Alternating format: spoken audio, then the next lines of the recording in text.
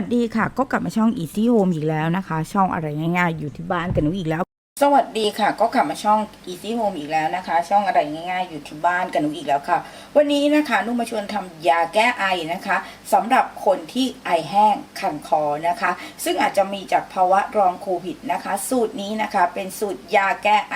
มะขามป้อมค่ะให้จิบนะคะเป็นประจำเลยนะคะซึ่งสูตรนี้นะคะเด็กสามารถทานได้ค่ะละประมาณ1ช้อนชาค่ะแต่ก่อนไปดูอย่าลืมกดไลค์กดแชร์และกด Subscribe ค่ะเดี๋ยวเราไปดูวิธีทำกันเลยตัวแรกที่ใช้ก็คือมะขามป้อมนะคะมะขามป้อมนะคะเป็นผลไม้ที่มีวิตามินซีสูงมากนะคะและราคาไม่แพงนะคะซึ่งมะขามป้อมเนี่ยจะช่วยนะคะป้องกันหวัดได้ดีนะคะและมะขามป้อมปริมาณ100 กรัมมีวิตามินซีสูงถึง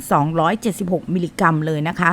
ดังนั้นนะคะการที่เราทานมะขามป้อมเนี่ยก็ช่วยกระตุ้นภูมิร่างกายให้แข็งแรงนะคะและประโยชน์สำคัญของมะขามป้อมในสูตรนี้ก็คือช่วยแก้ไอเจ็บคอ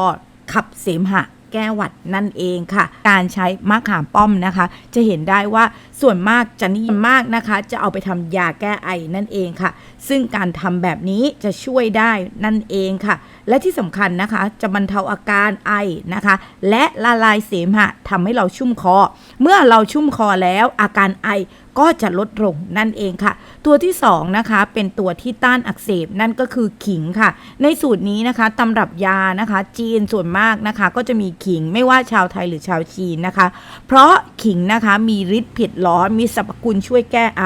และรักษาหวัดได้ดีค่ะและที่สำคัญนะคะเองนะคะมีสรรพคุณและมีประสิทธิภาพต่อการต้านการสะสมของเชื้อไวรัสได้ดีนะคะนั่นเองค่ะซึ่งไม่แปลกนะคะที่เราจะนำมาใช้ในสูตรนี้ค่ะซึ่งเราจะต้องหั่นทั้ง2อย่างเนี่ยเป็นชิ้นบางๆค่ะ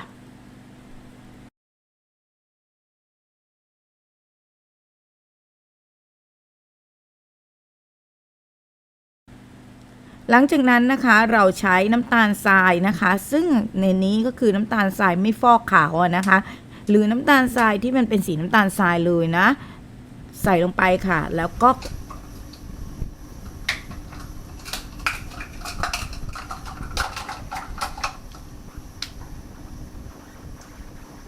คั่วนะคะด้วยไฟต่ำค่ะ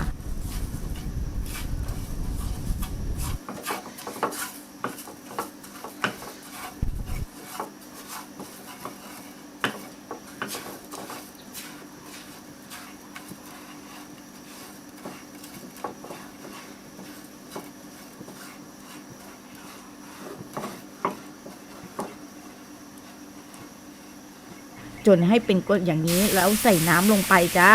หลังจากนั้นค่ะเริ่มนะคะใช้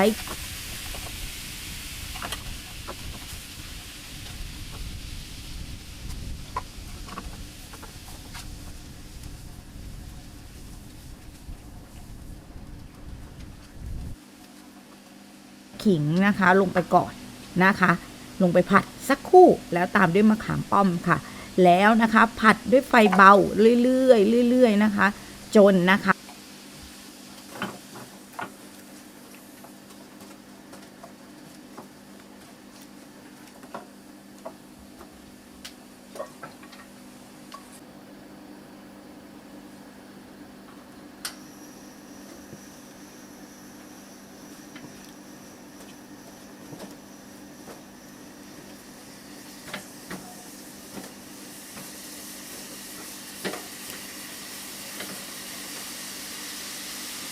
ประมาณ 10-15 นาทีหลังจากนั้นค่ะเรามากรองรสชาตินะคะโดยประมาณเนี่ยจะเป็นรสชาติที่ทำให้ชุ่มคอแล้วก็มีรสเผ็ดของขิงนิดๆนะคะแต่บอกเลยช่วยลดอาการไอแห้งได้นะคะสำหรับคนเป็นลองโควิดตัวนี้ไม่พลาดแน่นอนวิธีการจิบนะคะอาจจะจิบอย่างนี้นิดนึงนะคะทีละนิดนะคะหรือว่า